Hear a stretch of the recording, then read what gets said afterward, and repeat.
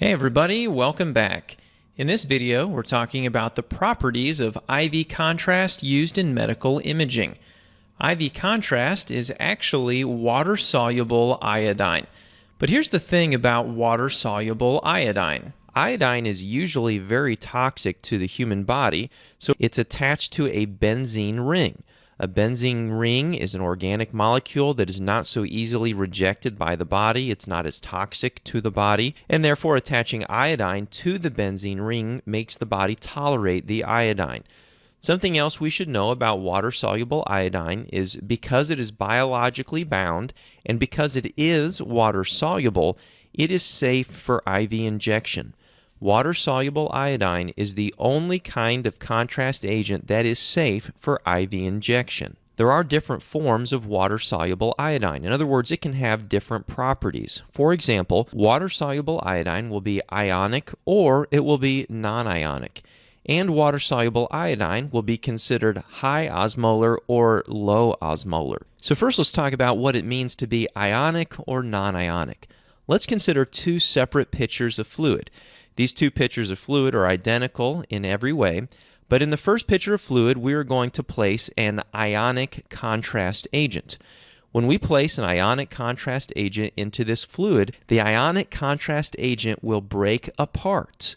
So the molecule, which originally was one molecule, now has broken apart into multiple molecules. In addition to breaking apart, these individual particles also become charged. And this is the idea of an ionic contrast agent. An ionic contrast agent, when it is placed into a solution or a fluid like blood, it breaks apart and forms individual particles called ions. These ions are charged, and so this kind of contrast agent would be called an ionic contrast agent. This is not desirable. The preferred kind of contrast agent would be a non-ionic contrast agent. This kind of contrast agent, when it's placed into a solution or fluid like human blood, nothing happens. The molecule remains in one piece, it does not break apart, and there are no charged particles. So let's make sure we understand the main facts of an ionic contrast agent. An ionic contrast agent, by definition, forms charged particles in fluid, including in human blood. Because of this, ionic contrast agents have a higher toxicity. They're more damaging to the body. And because of this ionicity, they also have higher osmolarity. So let's talk about osmolarity. Once again, we'll consider two pitchers of fluid. This time, we'll look at human blood and compare it to our typical IV injectable contrast agent.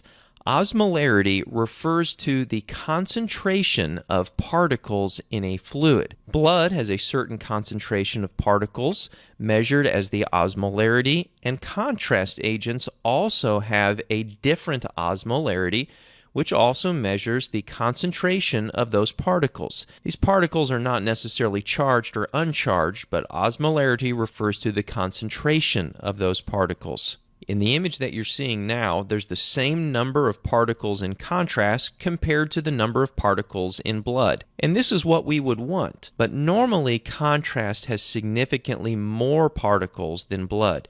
In other words, we would say it has a higher osmolarity. Blood has an osmolarity of about 300 milliosmoles per liter.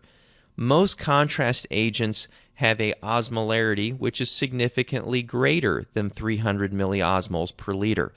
Our goal is to have a contrast agent that is as close to the osmolarity of blood as possible. So here's the main facts that we need to understand.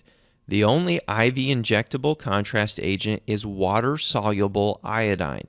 In the perfect situation, this water-soluble iodine should be non-ionic, which means it does not break apart into charged particles. Additionally, our preference is to use low osmolarity contrast agents, which would mean that the concentration of contrast should be very similar to the concentration of blood.